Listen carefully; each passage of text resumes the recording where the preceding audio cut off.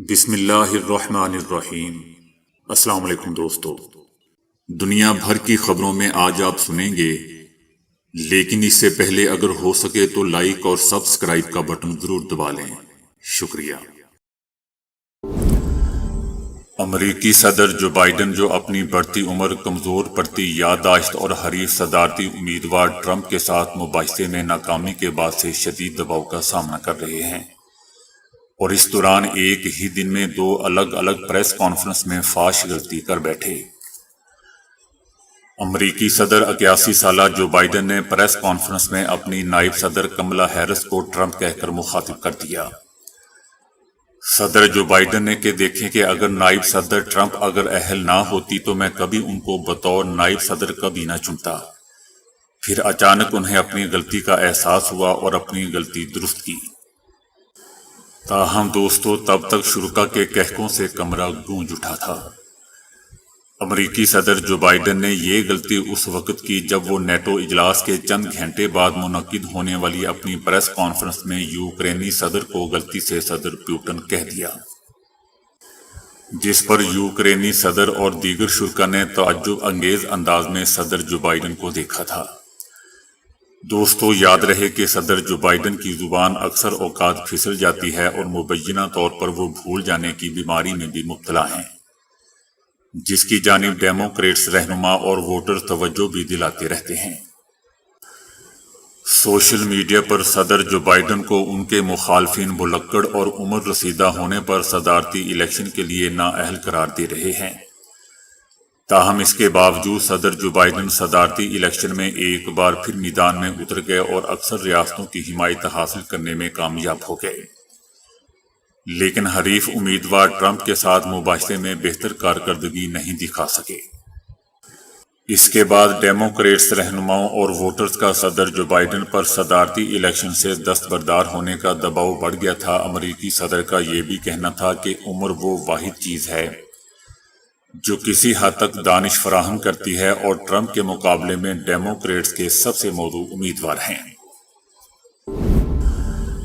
رانا ثناء اللہ کا کہنا ہے کہ سپریم کورٹ کا فیصلہ آئین کو دوبارہ تحریر کرنے کے مترادف ہے۔ مخصوص نشستوں سے متعلق سپریم کورٹ کے فیصلے پر رد عمل دیتے ہوئے رانا ثناء اللہ کا کہنا تھا کہ اس فریق کو بن مانگے دیا گیا جو عدالت کے سامنے تھا ہی نہیں۔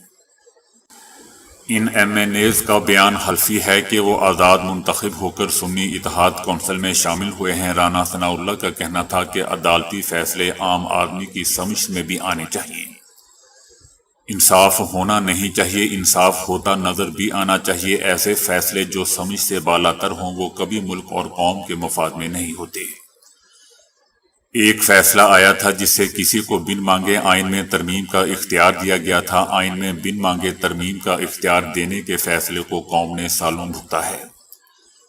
ایسے فیصلے انتہائی افسوسناک ملک اور قوم کے مفاد میں نہیں ہوتے۔ مسلم لیگ نون کے رہنما رانا ثناء اللہ کا کہنا تھا کہ سپریم کورٹ کا فیصلہ سنی اتحاد کونسل کے حق میں نہیں آیا۔ سنی اتحاد کونسل کی درخواست سپریم کورٹ میں تسلیم نہیں کی گئی۔ اب ایک نیا فیصلہ تحریک انصاف کے حق میں آیا ہے۔ نیا فیصلہ آیا کہ یہ آزاد ارکان تحریک انصاف کے ہیں۔ ان کا کہنا تھا کہ عدالتوں کا بے پناہ احترام کرتے ہیں، ججز بہترین ججز ہیں، ججز نے آئین کے تحفظ کا حلف اٹھایا ہوا ہے، یہ آئین دوبارہ لکھنے کے مترادف ہے۔ مسلم لیگ نون نے صدر عارف علی زرداری کے حکومت بنانے اور گرانے کے حوالے سے بیان پر کہا ہے کہ جنہوں نے یہ حکومت بنانے کا ارینجمنٹ کیا ہے، جب تک وہ ان ارینجمنٹ پر قائم ہیں تب تک کوئی بھی اتحادی حکومت سے الگ نہیں ہو سکتا۔ موجودہ صورتحال میں کوئی خوش ہے تو بتا دیں۔ پاکستانی قوم، اداروں میں بیٹھے لوگ، حکومت وقت، اپوزیشن سمیت کوئی خوش نہیں ہے، لیکن سوال یہ ہے کہ یہ حالات بنائے کس نے ہے۔ ان کا کہنا تھا، مسلم لیگ نون کا کہنا تھا کہ لوگوں کو اعتماد کس طرح آئے گا جب بھی جمہوریت میں عدم اعتماد جب انتشار پیدا ہوتا ہے تو لوگ کہتے ہیں کہ نئے انتخابات اور فریش مینڈیٹ کی ضرورت ہے، اور فریش مینڈیٹ سے جو جماعت حکومت بنائے وہ ملک کو چلانے کی پوزیشن میں ہوگی۔ لیکن 8 فروری کو فریش مینڈیٹ آیا نہیں بلکہ لایا گیا۔ اس حکومت کو بنانے کا ارینجمنٹ کیا گیا، جب تک وہ ارینجمنٹ قائم ہے تب تک کوئی بھی اتحادی حکومت سے الگ نہیں ہوگا۔ عارف علی زرداری کے حالیہ بیان میں مسلم لیگ نون کا کہنا ہے کہ اگر 18 مہینے میں حکومت نہیں چلی تھی تو یہ بھی نہیں چل رہی۔ عدم اعتماد ایک ارینجمنٹ تھا جس میں ذرائع ابلاغ سے ایک ماحول بنا دیا گیا کہ وہ جماعتیں عدم اعتماد پر راضی ہوں گی، لیکن اس میں سر فہرست وہ جماعت تھی جو آج گلے شکوے کر رہی ہے۔ مسلم لیگ نون کا کہنا ہے کہ یہ 18 ماہ کی حکومت کا حصہ بھی تھے، لیکن بعد میں سارا ملبہ اسٹیئرنگ پر بیٹھی مسلم لیگ نون پر ڈال دیا گیا۔ ایسا نہیں ہوتا۔ ہمارا نہیں خیال کہ آج کے دور اور حالات میں کسی پر الزام لگانا یا سیاسی پوائنٹ سکورنگ کرنا مناسب ہے۔ بھارتی وزیر اعظم نریندر مودی کے دورہ روس کے بعد امریکہ کا دوستوں سخت رد عمل سامنے آ گیا ہے۔ امریکہ کا کہنا ہے کہ امریکہ سے تعلقات کو بھارت بیکار نہیں سمجھ سکتا۔ بھارت ایسا نہیں کر سکتا کہ امریکہ کو بیکار سمجھ لیا جائے۔ نریندر مودی کے روس کے دورے نے دوستوں امریکہ کو کسی حد تک ناراض کر دیا ہے۔ سوال یہ نہیں کہ مودی نے روس کا دورہ کیوں کیا، بلکہ اصل اعتراض اس بات پر ہے کہ ان کے دورے کی ٹائمنگ غلط تھی۔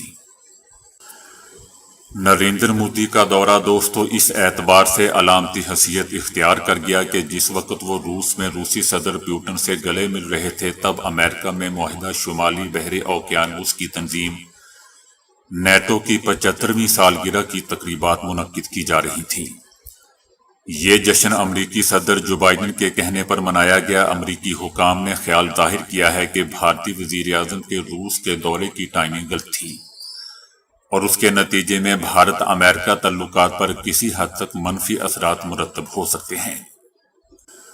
نریندر مودی نے اس دورے میں کہا تھا کہ روس اس کا ہر موسم کا ساتھی اور دوست ہے، اور انہوں نے پیوٹن کو بھی بھارت کا عظیم دوست قرار دیا تھا۔ یہ بیانیہ دوستو امریکہ کو برا لگا ہے، اور امریکہ نے کہا ہے کہ بھارتی وزیر اعظم کا روس کی طرف یوں جھکنا بھارت امریکہ تعلقات پر اثر انداز ہو سکتا ہے۔ یوکرین پر روسی لشکر کشی کے بعد سے بھارتی وزیر اعظم کا یہ روس کا پہلا دورہ ہے۔ امریکہ میں حکومتی اور غیر حکومتی شخصیات نے بھارتی وزیر اعظم کے روس کے دورے پر شدید نکتہ چینی کی ہے۔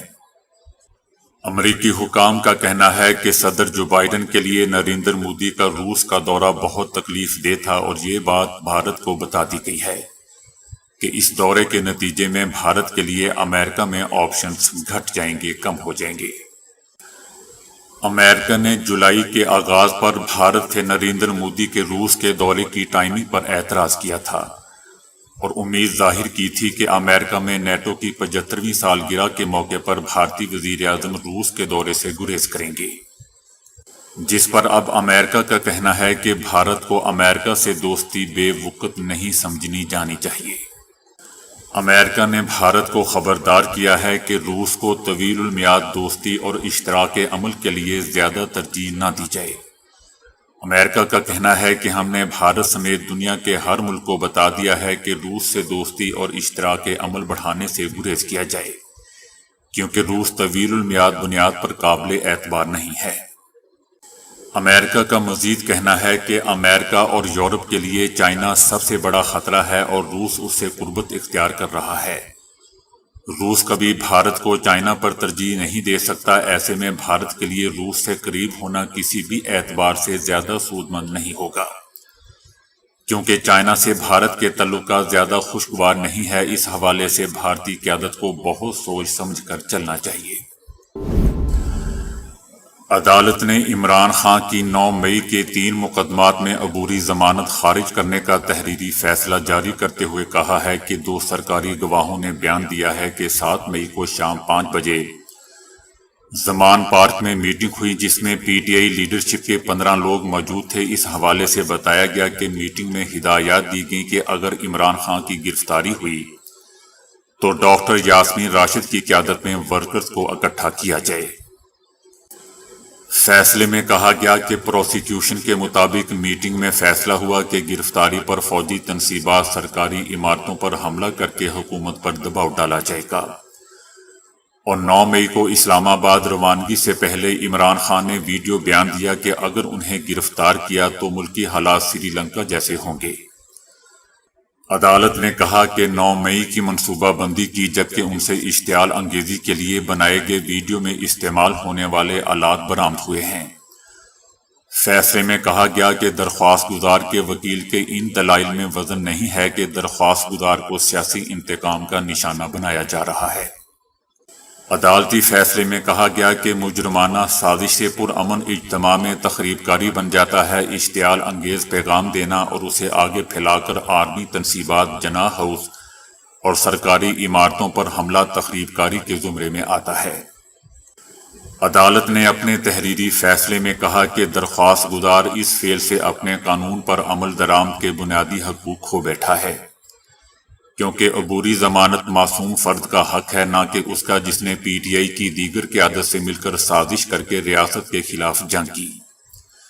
اس حوالے سے کہا گیا کہ عبوری ضمانت اس کا حق نہیں جس نے حکومت کا تختہ الٹنے کے لیے سازش کی، اور درخواست گزار کو مبینہ جرم سے تعلق ثابت کرنے کے لیے مناسب گراؤنڈز موجود ہیں۔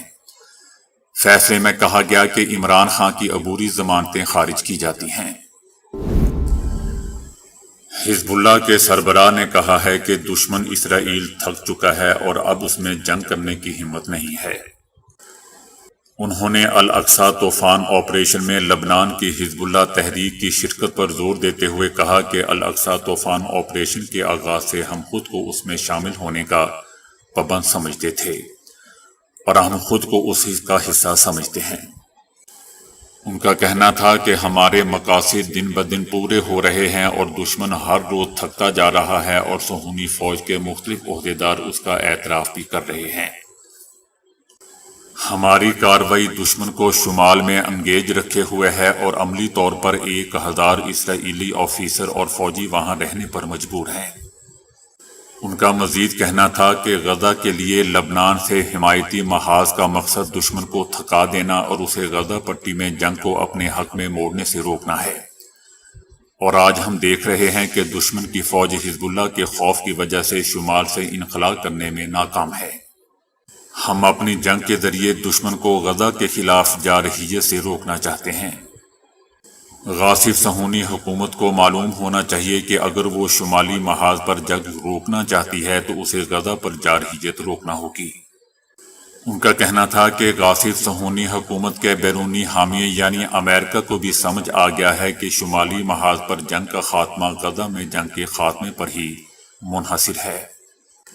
ان کا کہنا تھا کہ معاشی، عسکری اور سماجی طاقت کے لحاظ سے دشمن کو تباہ و برباد کرنے کے مقاصد حاصل ہو چکے ہیں اور یہی چیز اسے جنگ روکنے پر مجبور کر دے گی۔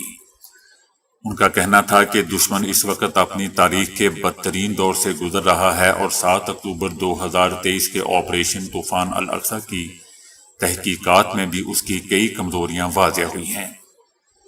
ان کا کہنا تھا کہ جو بھی ہمیں حملہ کرنے کی دھمکیاں دے رہا ہے وہ یہ دیکھ لے کہ رفح جیسے تنگ علاقے میں کیا ہو رہا ہے، اور غاصب صہیونی حکومت وہاں کامیاب نہیں ہو سکی ہے۔ ان کا کہنا تھا کہ ایران میں آنے والی مختلف حکومتوں نے مزاحمتی تحریکوں کی حمایت میں ہمیشہ اضافہ کیا ہے، اور ایران کے نو منتخب صدر کی جانب سے میرے خط کا جواب اور ان کا مراسلہ اس بات کی تصدیق کرتا ہے۔ آسٹریلوی ماہرین نے جدید ترین تکنیکوں سے معدے میں اندرونی حصوں کا جائزہ لینے کے بعد دریافت کیا ہے کہ پیٹ میں موجود اعصابی خلیات کا مجموعہ ہماری سابقہ سوچ سے زیادہ ذہین ہے۔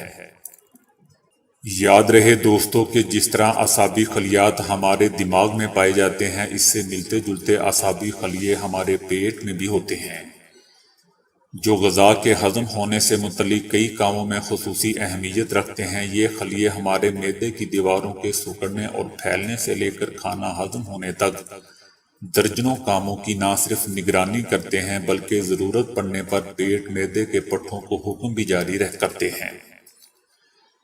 اسی صلاحیت کی بنا پر پیٹ میں اعصابی خلیوں کے اس مجموعے کو پیٹ کا دماغ بھی کہا جاتا ہے۔ جدید مشاہداتی تکنیکوں کے استعمال سے ماہرین پر انکشاف ہوا ہے کہ پیٹ میں پایا جانے والا یہ اعصابی نیٹ ورک ہماری سابقہ معلومات سے کہیں زیادہ پیچیدہ ہے، جبکہ یہ بہت ہی منظم انداز سے غذائی ہاضمے کے عمل کو کنٹرول بھی کر رہا ہے، جس کا ہمیں پہلے علم نہیں تھا، جو اس بات کی علامت ہے کہ پیٹ میں دماغ ہمارے سابقہ اندازوں اور معلومات کے مقابلے میں پیچیدہ ہونے کے علاوہ زیادہ ذہین بھی ہے۔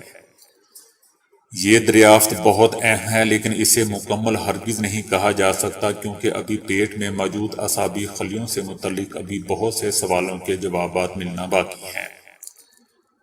یہ تحقیق 200 کمیونیکیشن بائیولوجی کے تازہ شمارے میں شائع ہوئی ہے۔ دفاتر میں اپنی میز پر دوپہر کا کھانا تناول کرنے سے جان لیوا خون کے لوتھڑے بننے کا خطرہ بڑھ جاتا ہے۔